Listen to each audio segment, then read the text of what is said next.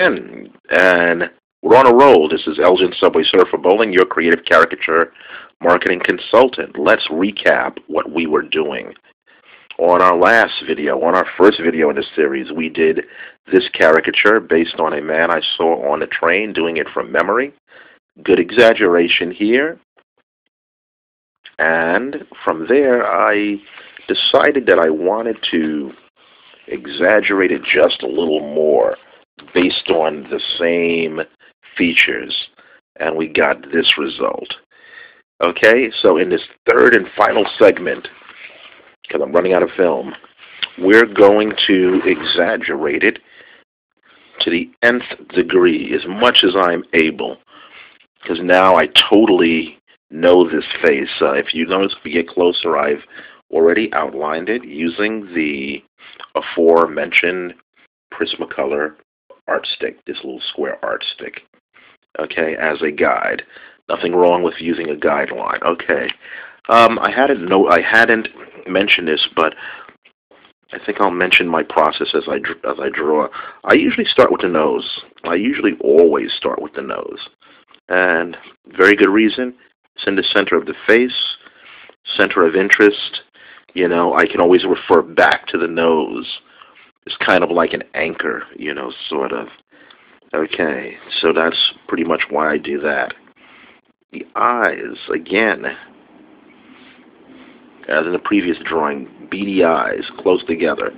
I'm making them so close together that it's really, well, it's actually impossible for eyes to be this close together. I'm on a normal human, but, you know, now we're like really going for comic effect here. Okay. Protruding brow. Again, making it really protruding. Now, since we talked about in the last video about assigning a particular animal, you know, to a caricature, to a person you're drawing to make it more comical, especially if that person looks like that particular animal somewhat. In this case, this guy looks kind of monkey-like, which is kind of interesting since the Planet of the Apes movie first came out.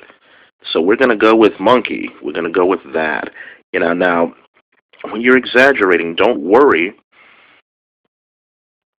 if you deviate a little bit from your, you know, original character. Your character, the end result of your exaggeration may not even look very much, in some ways, like your original person. That's okay. You're doing this. This is a training exercise. You're doing this for comical effect, you know, and since, you know, well, since I'm a character designer, I will oftentimes use caricatures of different people as springboards for drawing different characters. So we had the little tiny ears, making it even tinier. All right. Now, I need to point out something right away. Even though I exaggerate, I still try to pay attention to certain facial laws. Like, for instance, on a normal person, you have the nose that lines up with the ear.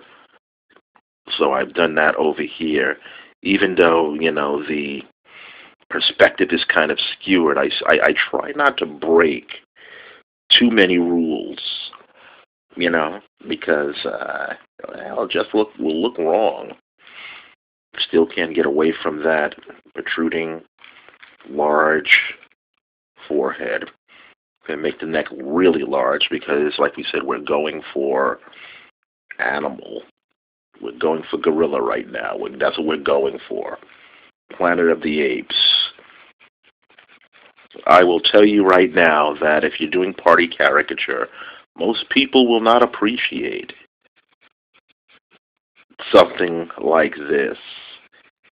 It takes a very rare person to be exaggerated to this extent in front of their family and friends. But you do find people, and thank God you do, because it is a lot of fun. You do find people who like this kind of stuff. Just from my experience, and I've been doing caricature, for, man, close to 20 years now, I found that, typically people from the Asian countries, Japan, Korea, China, like exaggerated caricature, and also, people from European countries like it, knowing what the art form is. But Americans are the vain ones who seem to always want to see themselves portrayed in the most positive, coolest light, even when they're getting a caricature done. Okay, so here we have it. We have the most extreme caricature of that person trying to adhere to the various elements, of his face, that I saw in the previous pictures. This is the other version of him. And that's the first version. As you can see, in each caricature, you still have his essence there, even in this exaggerated one. Okay, his essence is still there. It still reads as him. So when you're doing caricature and cartooning, take some risks. Do some experiments. Don't be afraid to